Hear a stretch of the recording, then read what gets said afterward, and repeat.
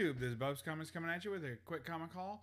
I went to the Clayton Crain signing yesterday in Somerset, Kentucky, and we had a big time.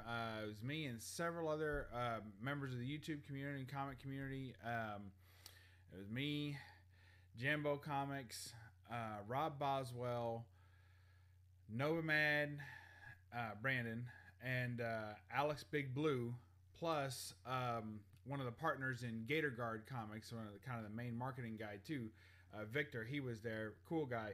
We had a great time, and I'll show off some of the books that I got signed and stuff I picked up. Afterwards, we went out, had a few drinks and some food, and then we also it was a long day. It was a long day, and I'm not going to get into all the snafus and stuff, but we went from there, and then we did a little dollar bin hunting. So let's see what we got. Let's make me small and get to the haul. All right. So, first up, you guys knew I was getting this sign. I showed it off in a haul recently. There's my Weapon H #1. Went with blue on that. I really struggled. I asked him what he thought, and I was like, I don't want to interrupt any of the art. He's like, well, if I put it right here in a blue, that'll look pretty good. I was like, all right, let's do it. So, it looks good. I was worried it would be too intrusive on the art, but it wasn't. Next, Victor had this great case that he had done. So he had some custom cases done for the event. It was at Lemon Juice McGee's Comic Cavalcade. So, and there's Somerset, Kentucky, September 8th, 2020. And that's one of the Clayton Crain cheap cigs. And so there you go. And then, of course, Crain signed it there for me. And look at that. I love that one. Very, very excited about that one. Those two were the main two that I wanted to get signed. Those Gator card cases, I really like them. So, very cool that he had that etched in there. So, I appreciate that. It was pretty good. The signing itself, they did a lottery system with tickets. And I think that if they had gotten maybe what they expected, you know, I don't think there were more than 60 or 70 people at the most for the whole day. And I think that if it had been 100 or 200 people, this system would have been warranted. But basically what they did was you showed up, the signing started at 12, you showed up at 11, and you received a ticket.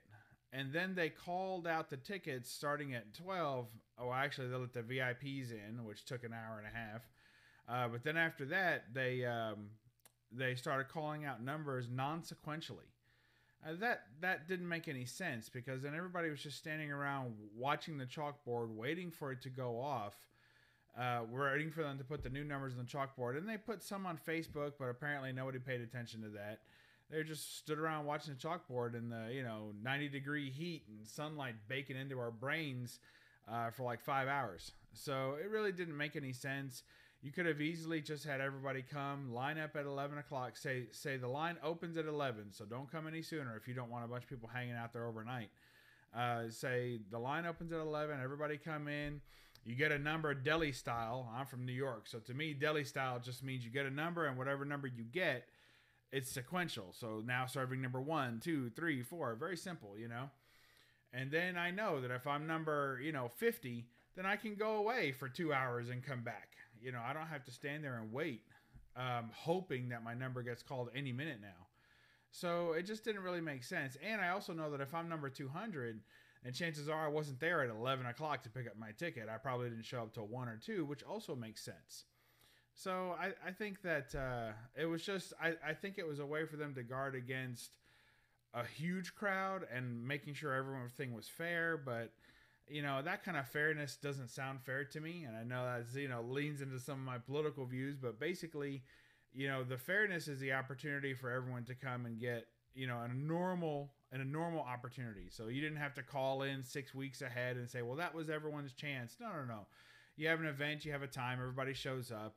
There's only ever going to be about 20 or 30 people who are there at the butt crack of dawn trying to get in the first. So let them. If they want to come and jockey for the first, 20 spots, let them. And then, when the rest of us get there, we can slip in line and get done and leave. We can also evaluate the line. If we get there and we see that there's too many people and we don't have time, we can leave. There were tons of people who were trying to get to work that had to quit the line and leave, and they were just like, I can't wait any longer because I have no idea if my number is going to get called. And there's some people who left, and of course they left without their number ever being called, and yet had waited hours.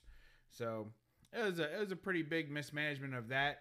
I don't think they'll learn from it because I don't think that from their perspective anything was really any different. And I think once people get into their mind that something is fair, then they don't listen to any rational or reasonable arguments as to how it could have been done better.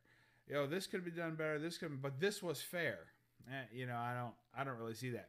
Anyway, on with the haul.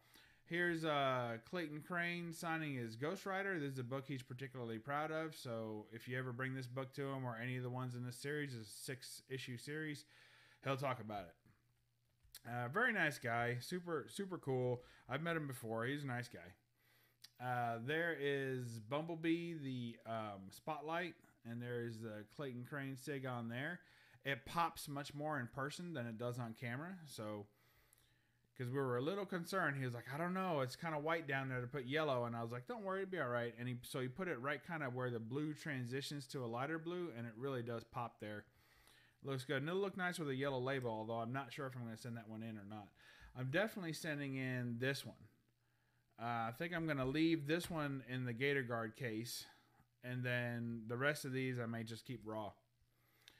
So here's one I picked up off of old Rob Boswell. He had some extra books he didn't end up getting signed, so I snagged this one from him. Thanks again, Rob.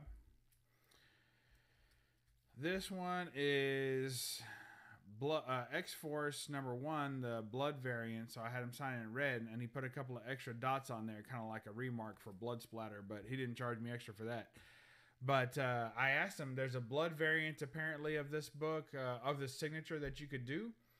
And I asked him if he would do that, and he said, I'm charging $50 for that now. I said, holy cow. I said, why? He said, because honestly, I don't like doing them, and it takes forever, so it's just to discourage people from getting it. I could have been a jerk and be like, here's your 50, man, get to work, but I didn't, so I just let it go.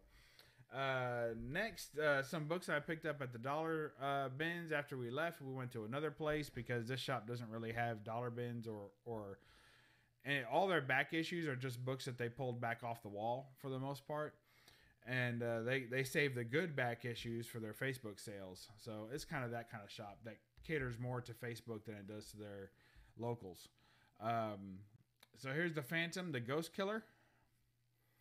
It's a little short little graphic novel, but man, I couldn't pass that up. That's badass, man. What the hell's what's Phantom doing on a motorcycle to begin with? He's riding an airplane. I mean, what the heck's going on here? I don't know. I had to get it for $1. I couldn't pass that up, man. Look how thick that is. That's some good reading, right? I'm gonna take that and read it at lunch today. Here's Batman Gotham After Midnight. Hey. The third issue of 12. And there's some cool Batman action. For a minute, I was worried because I thought Batman's a little...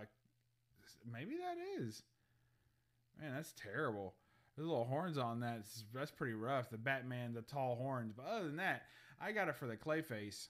You don't see too many awesome, scary Clayface covers like that. And that one's tough, man. He looks huge. So can't wait to see what happens there.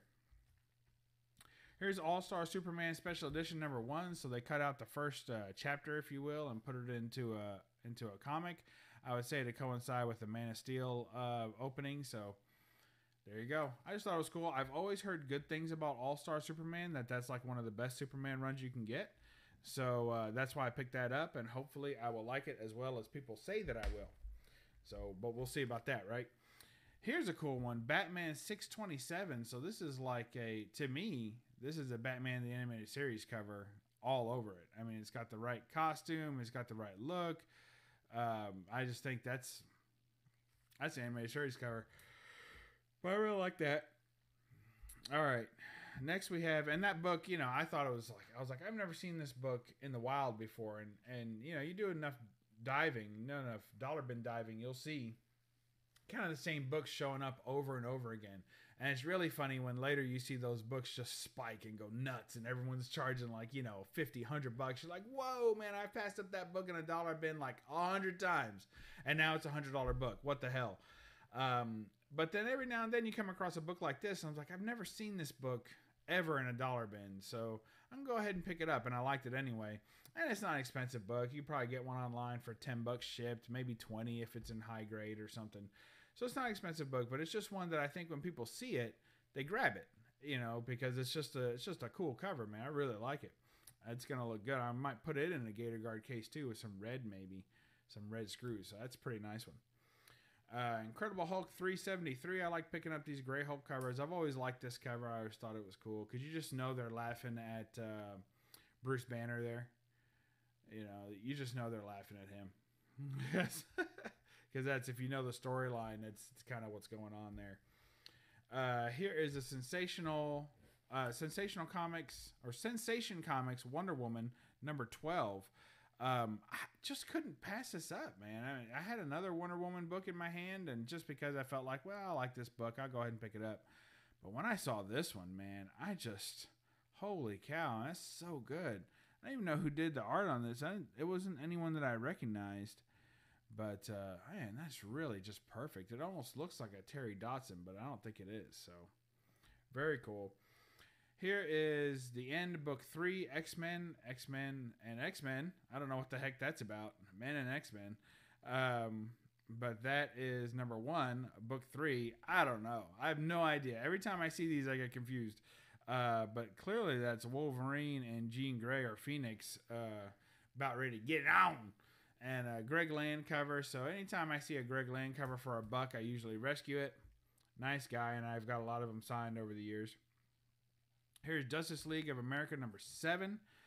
And I don't have, this is probably, in fact, I just picked up, I think, the C cover or something like that, the Michael Turner cover of this book. This is a Bennis cover. Very cool. Looks very Jim Lee-esque to me. But I really liked it. I love Wonder Woman front and center. Look at that. Man, she's got some guns on her in this one. And then I'm pretty sure that there's another half that has like Superman and maybe Black Canary on it, and the other half of Batman. So I'll be on the hunt for that, but as always, I don't want to spend too much for them. But that would give me all 3 of the covers of number 7, so that would be cool. Then, last but not least, old Jambo Comics came through with a freebie book for me. Gave this to me. I already have this book, but mine has a printing error. So now on the cover, so it has like a color kind of smear on it. So now I've got a better copy of this book, so I'll be holding on to that. And that's pretty much it. So that's my haul. I hope y'all appreciated that. You know, overall, the signing was the signing. You know, I mean, if you've ever been to a convention and been pissed off by the way things were run, that's kind of how this was. I don't really... The guys are decent guys that run this shop, but they tend to get... Well, at least one of them is, in particular, tends to get very set. Like, once he's decided on something, he's like, no, this is the best way to do it. And if you don't like it, take off, you know. And that's and that's okay. But I think that this definitely could have been handled better. There was a lot of communication back and forth, you know, everything's via Facebook. And I don't know about you guys. I watch a lot of YouTube. I am not tied to Facebook. Like, I don't check my Facebook all day, every day. And I'm certainly not stalking somebody's page to see if there's been changes to something that's already been set up for months. So that was kind of weird. Then they said you could only have 3 books. And then people were outraged about that. And then they said, oh, no, wait, like less than 24 hours before the event, they said, oh, no, wait, you can have 10 books. So it was like, okay. So things just kept changing, and that's tough for people to take. You know, they don't really want to have, especially people driving out of town. Like a couple of guys I mentioned that met me there today, they were driving over 2 hours to come to this event and to hang out. We still had a good time, but it's kind of like, well, why did you know, a lot of people didn't want to come drive 2 hours for just 3 books.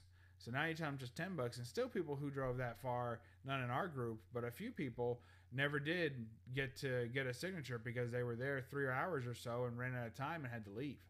So that's just kind of how it is. And everyone will say, well, not everybody, but a lot of people will say, well, you got to plan for that kind of stuff and take the whole day. And, you know, no offense to Clayton Crain, who I think is a great artist, and I've got a lot of books by him.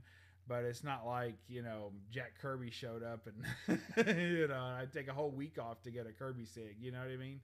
So and Clayton Crane's doing a lot of these signings all over the country, and he's also doing a lot of signings with like CBCS Direct or CGC, I forget which one. So you can even send books in there. And he's been signing books for a long time. So if you want to buy a book that's already signed by him, you can. And now that he's been doing this tour, you can go to eBay, and the market is absolutely flooded with CGC copies from this tour already. So you can get that done. So I'm just saying, there's lots of ways to get your Clayton Crain fix if you don't want to take a whole day off from work and hang out in a hot parking lot for 5 hours. But if you want to hang out with some great YouTubers and have a good time, which we did, then that was great. Just cracking wise and enjoying ourselves. So that's it. I'll let y'all go for the rest of your day. I think it's New Comic Book Wednesday if I get this uploaded today. So enjoy that. Good luck, and go out and hunt and get some books and enjoy yourselves. All right. Thank you. And we'll catch you next time on BUB'S Comics. Remember to read a comic, and let's go ahead. I love that one. Read a comic and don't apologize for the glare. Bye-bye.